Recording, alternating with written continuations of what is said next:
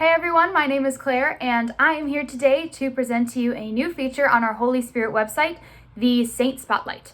So twice a month, we will choose saints whose feast days are either right around the corner, or just happened, or just right around the time, and present them to you in a video like this. So we will tell you a little bit about the saint, but also provide a bit of practical application on how you can live this saint's message in your own life.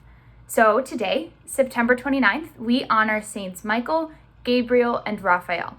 So the funny thing about these three is that they're not actually people. For our first Saint Spotlight, of course, I choose people that aren't actually human. I chose archangels. Before we get to specifically what an archangel is, let's cover the angel ground first. So Catholics do believe that angels exist. They are spiritual, non-corporeal beings, meaning they don't have bodies, and they are with Christ in heaven. They work with Christ as the center of all they do because that's what heaven is like, is you work with Christ in all you do. Now, angels have lots of scriptural foundation. That's part of the reason that we know that they exist.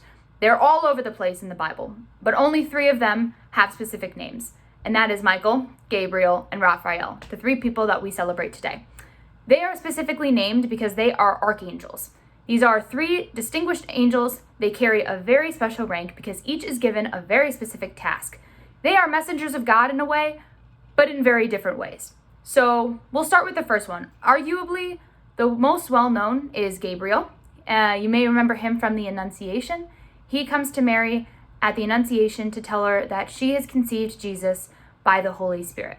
He brings good news. He does this throughout the Bible. You might say that Gabriel's role as an announcer of sorts.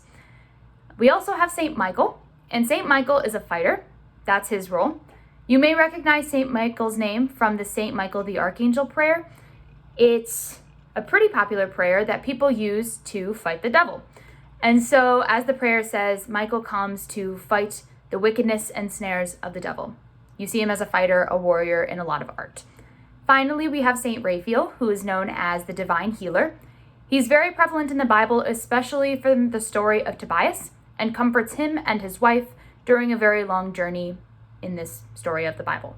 So we have Gabriel the announcer, Michael the fighter, and Raphael the healers. All very special, but very individual missions by God. And the beauty of an angel is that since they reign in heaven, they do contain the strength of God in a very special way. And this strength can be passed on to us whenever we need it. Angels even strengthened Christ during his time on earth, especially and most prevalently during the agony in the garden. So the agony in the garden, Jesus is praying, saying, "Let this cup pass from me." He's really understanding the gravity of the situation of having to suffer in this very brutal way.